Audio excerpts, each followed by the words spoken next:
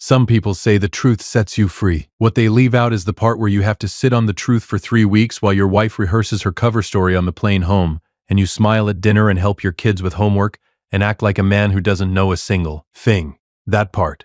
They always leave that part out. My name is Randy Logan, 42 years old, custom home builder, Raleigh, North Carolina, North Hills neighborhood. The kind of man who gets up at 5:30 because the job site doesn't wait, drives a truck with sawdust on the floor mats because that's what honest work looks like, and built the back deck of his own house with his own 2 hands over 4 weekends in June because he wanted his wife to have the porch she'd talked about for 3 years. The porch. I think about the porch a lot now. My wife's name is Claire, 39, real estate agent, the kind who hosts open houses in Blazers and sells homes that other men build. We met in 2009 at a mutual friend's backyard barbecue in Cary, where she laughed at something I said about lumber costs, and I thought this woman is going to be trouble. Married in 2012. 2 daughters, Paige, who is 9, and Lily, who is 7. A 4-bedroom colonial on Brentwood Court that I built the deck of. A life I had not one single complaint about until 11:47 p.m. on a Friday night in September. That's when Claire's phone called mine. She'd gone to Scottsdale 3 days earlier for what she described as a girls' trip, 4 days with her 3 best friends from college, the kind of trip that had become an annual thing over the past 6 years. Spa days, wine tours, pool days, the usual. She'd been excited for weeks, had a new swimsuit, had a new pair of sunglasses I didn't ask the price of because I am not that kind of husband. I kissed her goodbye at the airport on a Wednesday morning, drove home, made the girls pancakes, and got on with my week.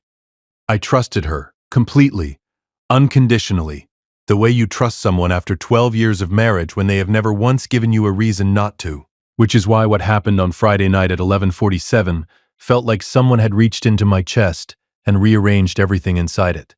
My phone lit up on the nightstand. Claire's name. I picked up. Glad she was calling, because she'd been harder to reach than usual since she landed. The first thing I heard was a laugh, not her laugh. A man's laugh. Low, easy, the kind of laugh that comes out of a person who is completely comfortable with where they are and who they're with. Then a voice, clear as anything. Stop. You're going to drop it. Hand it back. Then Claire's voice, closer, lighter, a tone I hadn't heard her use in a while. I'm not going to drop it. Relax. Music from somewhere further away. I sat up in bed. I didn't hang up. I reached over to the bedside table, picked up my work phone, the second line I use for job sites, and hit record. And for the next 4 minutes and 22 seconds, I listened. I didn't hear everything, but I heard enough. I heard his name. I heard her say it, low and close. A name I didn't recognize. A name I was going to know very well in the coming weeks. The call dropped at 11:50. 2. I set my phone down on the nightstand. I sat in the dark of my bedroom on Brentwood Court in Raleigh, North Carolina, and for about 45 seconds I did something I hadn't done since I was 11 years old, and my father told me he was leaving. I just sat with it, the weight of it, the specific nauseating weight of something you can't undo. And then I went to the kitchen, made a pot of coffee, sat at the table, and started making a list. I didn't know yet what was going to be in the manila envelope. I didn't know yet what my attorney was going to say when I called him Monday morning. And I absolutely did not know yet that Claire was going to walk back through that front door in 3 weeks with a tan, new earrings, and a story so carefully rehearsed that she'd clearly been working on it since the moment the call dropped. But I knew one thing. I was going to be ready. The thing about being a builder is that you understand the difference between reaction and preparation. Any man can react. You drop something on a job site, you react. You look down, you assess. You swear if you have to. Reaction is automatic. It costs nothing and it means nothing. Preparation is where the work is. You read the plans before you pour the foundation. You measure before you cut. You build the structure before you hang anything on it. I had 3 weeks, so I prepared. Monday morning at 8 a.m., I was sitting across from Aaron Briggs in the conference room of his family law office on Glenwood Avenue, 3 miles from my house. Aaron and I had gone to NC State together, had stayed loosely in touch the way men do when they end up in different professions but still run into each other at Wolfpack games. I knew he was good at his job. I just never imagined I'd need to know that. I need you to start preparing, I told him. I don't know yet what I'm going to do, but I need the documents ready. Aaron looked at me over his reading glasses. He had the expression of a man who has heard this sentence before and understands exactly what it means. How certain are you? I recorded 4 minutes and 22 seconds of audio. Enough to know his name. Enough to know this wasn't the first time. A pause. I'm going to ask you something and I need you to answer it straight, Aaron said. Did you want to try to save this marriage? Or are you here to end it correctly? The hands I'd built the deck with. I'm here to end it correctly, I said. He nodded. He opened his laptop. And he got to work. Welcome back to Sweet Family Revenge. Grab your snacks, get comfortable, and remember, the people in these stories had every chance to behave themselves. They just chose wrong. Drop a comment and be sure to subscribe. You're going to love it here. The next 3 weeks were the most disciplined I have ever been in my life. And I say that as a man who once framed an entire house in 11 days because the client needed to close on time. Paige and Lily didn't know anything was wrong. That was the primary objective. The girls stayed in their routine.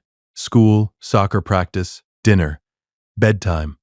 I made their lunches. I helped Paige with a book report on the American Revolution. I watched Lily's soccer practice on a Thursday afternoon and hollered when she scored. Because she scored, and she's 7. And she was proud. And I was not going to let what was happening to me steal that moment from either of us. Claire called every night. Cheerful, warm, present in the way of someone who has decided that enthusiastic contact is the best camouflage. She told me about the spa, the pool, the wine tour to a vineyard in Sedona, a sunset hike where one of her friends had worn completely wrong shoes and they'd all laughed about it. It sounds like you're having a really good time, I told her. The best. I miss you guys, though. We miss you too. Every syllable of that conversation was a performance. Hers and mine. The difference was that mine was intentional. Aaron worked fast.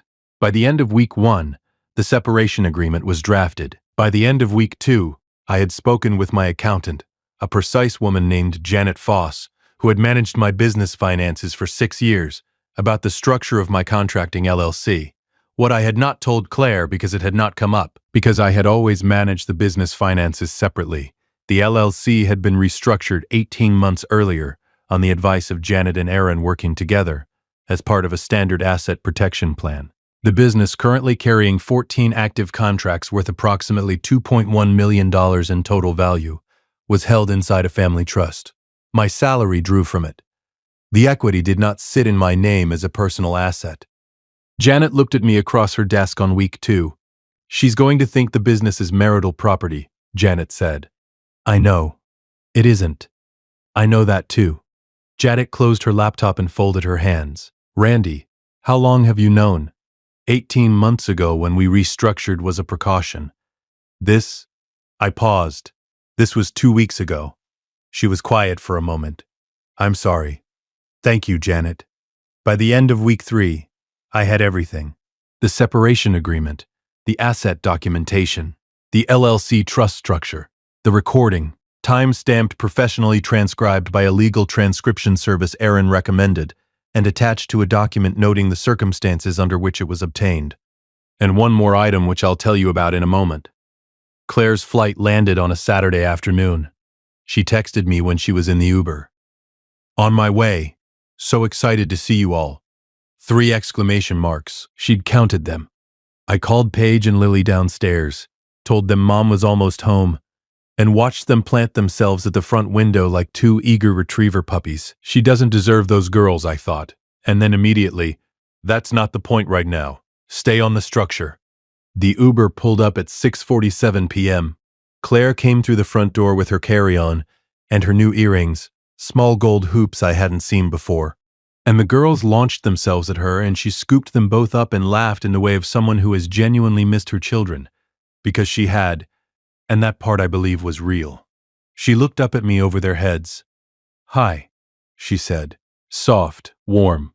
The full performance. Welcome home, I said. I smiled. I carried her bag upstairs. I made dinner. Pasta, garlic bread, the girls' favorite. And we sat at the table together and Claire told them about the pool with the waterfall and the smoothies and the sunset hike and the friend with the wrong shoes. And Paige and Lily laughed in all the right places, and I nodded and smiled and refilled Claire's wine glass without being asked. After dinner, I put the girls to bed, read Lily her chapter, checked Paige's homework, kissed them both, came back downstairs. Claire was in the kitchen loading the dishwasher. The manila envelope was on the kitchen counter, exactly where I'd left it that morning, positioned so that it was the first thing visible when you walked into the kitchen from the hallway. "What's this?" she said, her back still to me. "Open it," I said. She turned around. She looked at the envelope. She looked at me. I had not raised my voice. I had not changed my expression. I was the same man who had carried her bag and refilled her wine glass and smiled when she came through the door. She picked up the envelope. There is a specific silence that happens when a person opens an envelope they weren't expecting and finds exactly the thing they should have been expecting. Not a gasp, not a cry, just an absolute, total, held-breath stillness, like the moment between a bolt of lightning and the sound that follows. That's the silence Claire made when she opened the envelope. She went through it item by item. Not fast, carefully, the way you read something when you're trying to find the part where it stops being real. The separation agreement was on top. She read the first page, set it on the counter without flipping to the second, picked up the transcription document, read the header, read the timestamp, 11:47 p.m. Friday, September 12th. Duration, 4 minutes, 22 seconds. She looked up at me. "Randy." "Keep reading," I said. She looked back down. Her hands weren't quite steady. She got to the name. I watched her face. There was a moment, brief, involuntary, where her jaw tightened. Not surprise, just the specific expression of a person who has been caught and is rapidly recalculating everything they thought they knew about their position. She got to the last item in the envelope, a single sheet of paper that was not a legal document and not a transcript. It was a photograph. I had printed it on standard copy paper because I wanted it to look like what it was, evidence, not drama. The photograph was from the hotel's public-facing Instagram account, a tagged photo from a conference held the same weekend at the same Scottsdale resort. In the background of the photo, out of focus, but identifiable, was a man and a woman at a poolside table. The man's face was visible. The woman was Claire. She set the photograph on the counter. She didn't say anything for a long time. "The girls are asleep," I said. "We can do this quietly, or we can do this loudly. I strongly recommend quietly." "How long?" "Since 11:47 on a Friday night. 2 weeks and 4 days ago. I've been waiting." "Randy, please, Aaron Briggs has prepared the separation agreement. You need to retain your own counsel before you sign anything. That's not a threat.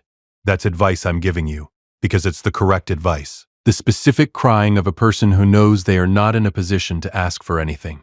"I can explain." "You can't," I said, quietly, not cruelly. "Just accurately. I listened to 4 minutes and 22 seconds of your phone. You said his name twice. That is not something that can be explained. The kitchen was very quiet. Lily's nightlight was visible under the upstairs hallway door. "I love you," she said. I looked at her for a long moment. "I know you think you do," I said. "Retain counsel. I'll be in the guest room." If you've been listening for a while and want stories like this to keep coming, it really helps if you hit that like button and subscribe. 97% of people never do, but it's what keeps this whole thing running. So, thank you for real. The first call Aaron Briggs received on Monday morning was not from Claire. It was from Claire's older sister Dana, who had apparently been informed of the situation via a phone call the previous night, and had opinions she wanted to share directly. Aaron's assistant told her professionally that Aaron could not take calls from non-clients regarding an active matter.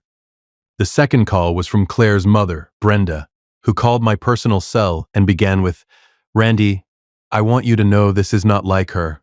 She's never." "Brenda," I said, "I love you. I have always loved you. Please don't do this." A long pause. Then quietly, "I'm so sorry, Randy. Thank you. I'll make sure the girls still see you regularly. That won't change." The third call was from Claire herself, from her own phone at 11 a.m. on Monday, 20 minutes after I dropped the girls at school and returned to my home office. "I need us to talk. Not through attorneys. I need to talk to you, Randy, just us." That's not something I'm willing to do right now. Why not? Because anything you say to me outside of a documented legal process currently gives me no protection and gives you no protection. It's not the right way to do this. You sound like you're running a job site. I know, I said. I've been building things correctly for 20 years. I'm not going to stop now. She didn't have an answer for that. I could hear her breathing on the other end. The specific sound of a person trying to find the right lever and realizing they've already used them all. The girls, she started. The girls are fine, I said. They went to school this morning. Paige had a quiz. Lily asked me to braid her hair and I did a terrible job, and she told me I needed to practice. They are absolutely fine. Randy. Retain counsel. Claire. I hung up. I didn't feel victorious about that. I want to be clear. There is nothing in any of this that felt like winning. What it felt like was laying a foundation correctly. Knowing that the thing you are building will stand even after you are not there to hold it up. That is not victory. That is just work done right. Claire retained an attorney the following week, a family law specialist named Greg Hayworth, whose office was downtown on Fayetteville Street. Greg called Aaron the same day he was retained.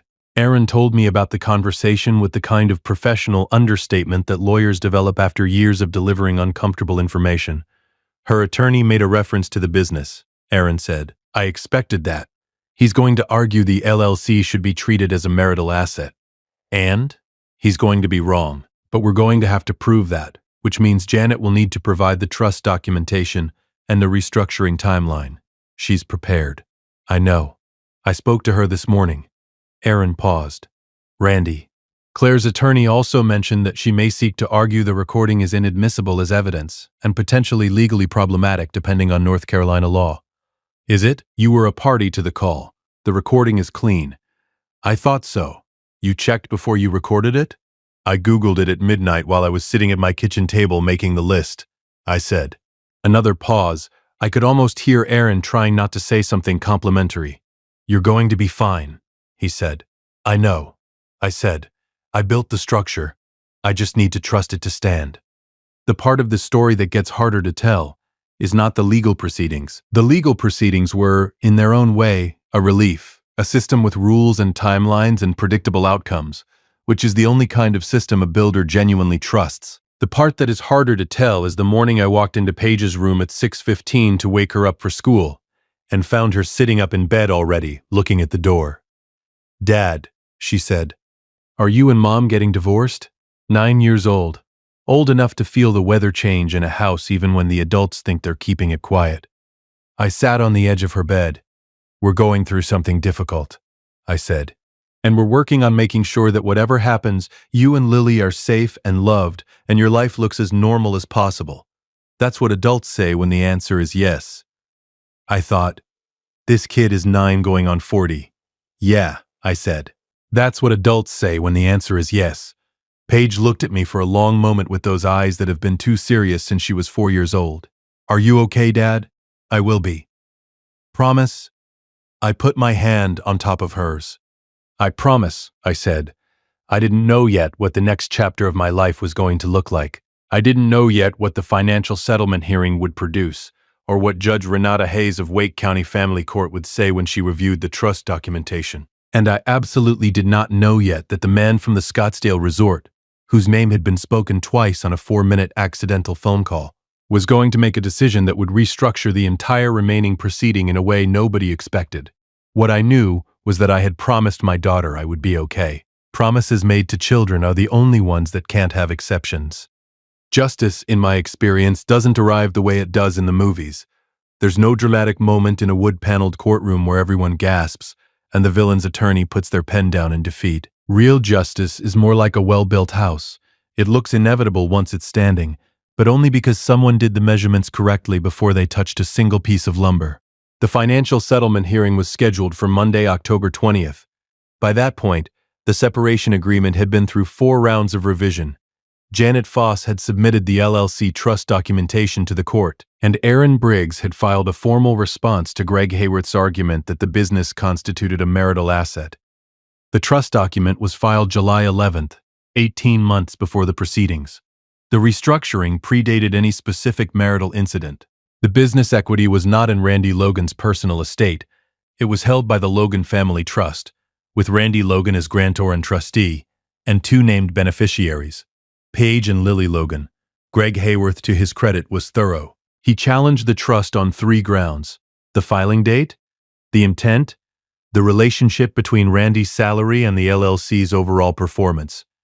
Judge Renata Hayes, a compact woman in her mid-50s who ran her courtroom with the unhurried precision of someone who had seen every variation of this maneuver and was not impressed by any of them, reviewed the documentation during a 40-minute recess. She came back and delivered her ruling in 7 sentences.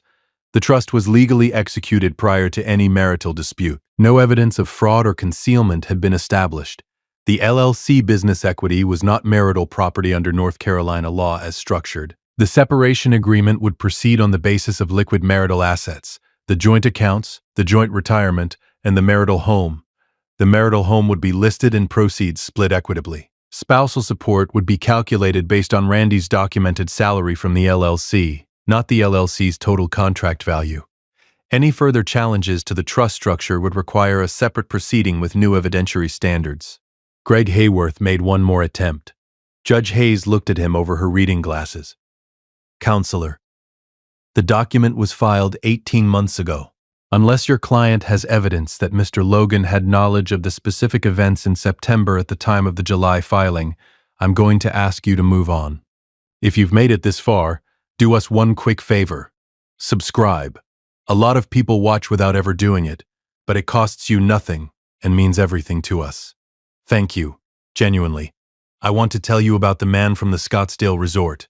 Because he matters to this story, and because the way he entered the proceedings is one of those things that sounds too precisely calibrated to be real, but is exactly as real as everything else I've told you. His name was found through the hotel's conference booking records.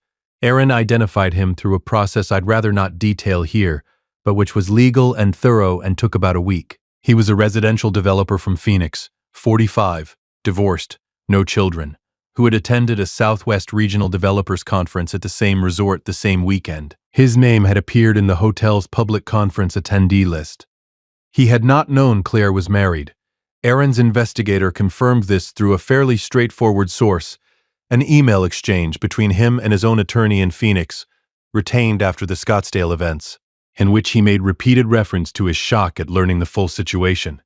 He had believed, apparently, that Claire was recently separated, a detail she had provided, a detail that was not true. That information arrived in my attorney's hands through a parallel legal process I won't detail. What matters is that it arrived. When his attorney contacted Aaron to discuss the situation, Aaron called me. He wants to know if you're pursuing any civil action. I'm not.